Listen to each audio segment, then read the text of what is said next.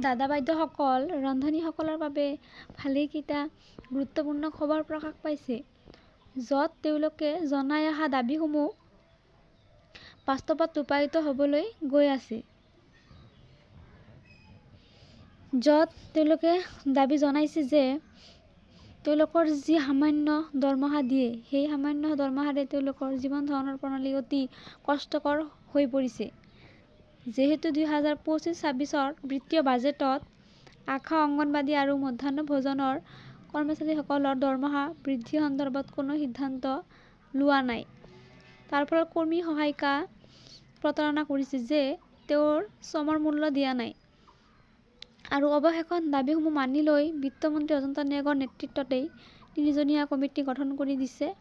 আৰু ফেব্ৰুৱাৰী মাহত বাজেট অধিৱেশন আছে আৰু সেই বাজেট অধিৱেশনত কিমানকৈ টকা দিয়া হ'ব সেয়া ঘোষণা কৰিব বুলি জনাইছে।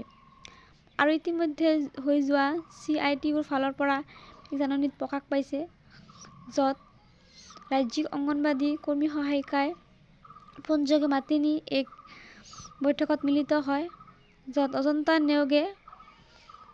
নেওগ মহোদয়ে অসম ৰাজ্যিক অংগনবাড়ী কৰ্মী সহায়িকাৰ সন্থাৰ সৈতে আলোচনাত মিলিত হয় আৰু য'ত কয় যে মাননীয় বৃদ্ধিৰ প্ৰস্তাৱ কাৰ্যকৰী কৰাৰ লগতেও অন্য 4টা দাবীসমূহ এখন পত্ৰ দিয়া হয়।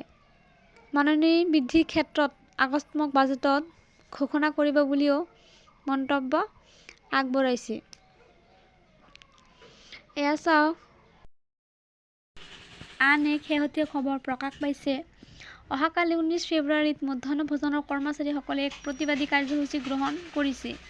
ৰাজ্যখনৰ মধ্যাহ্ন ভোজন কৰ্মচাৰীসকল মাননী বৃদ্ধিৰ লগতে স্থায়ী নিযুক্তিকে ধৰি বিভিন্ন দাবীৰ সমৰ্থনত পুনৰ ৰাজপথত নামিবলৈ সাজু হৈছে।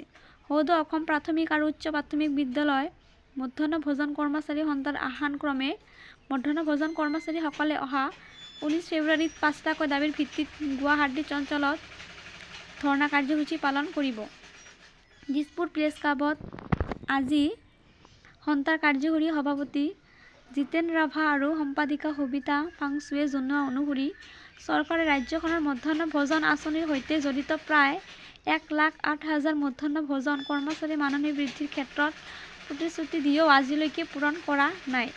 সন্থাৰ নেতৃত্বই মধ্যাহ্ন ভোজন কৰ্মচাৰীসকলৰ মাননী 9,000 টকাকৈ বৃদ্ধি কৰা, মাননী 10 মাহৰ পৰিৱৰ্তে 12 মাহ দিয়াৰ ব্যৱস্থা কৰা, অৰুণোদয় আঁচনিৰ পৰিৱৰ্তে মাননী বৃদ্ধি কৰা, মধ্যাহ্ন ভোজন কৰ্মচাৰীসকলক নিযুক্তি পত্ৰ দি চাকৰি নিয়মীয়া কৰা আৰু সময়মতে মাননী আদায় দিয়াৰ ব্যৱস্থাও কৰাৰ দাবী জনায়।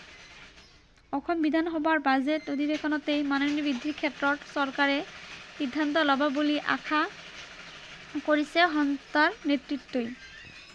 তো বাইদেউসকল, ভিডিঅ'টো ইমানেই আছিল। সেয়েহে আশা, অংগনবাড়ী আৰু ৰন্ধন কৰ্মীসকলৰ বাবে প্ৰতিটো শেহতীয়া খবৰৰ বাবে লাইক এটা দি চেনেলটো ছাবস্ক্ৰাইব কৰিবলৈ নাপাহৰিব। ভিডিঅ'টো চোৱাৰ বাবে ধন্যবাদ।